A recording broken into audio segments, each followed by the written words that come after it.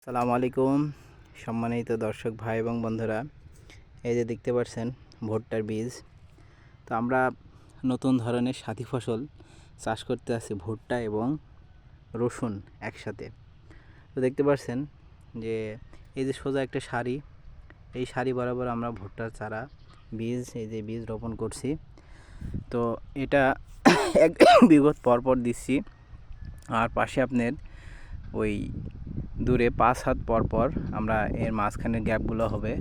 আপনারা চারা বেরোলে পরবর্তীতে দেখাবো ইনশাল্লাহ যে কীরকমভাবে সাথী ফসল হিসাবে বড় করে তুলি। এগুলো সাধারণত আমরা এই রসুন গাছের কোনো ক্ষতি হবে না, কারণ আমরা এই যে পাশে ভুট্টা দেখতে পাচ্ছেন, এত বড় কিংবা কিছু বড় হলে কেটে গরুর খাইয়ে দেবো।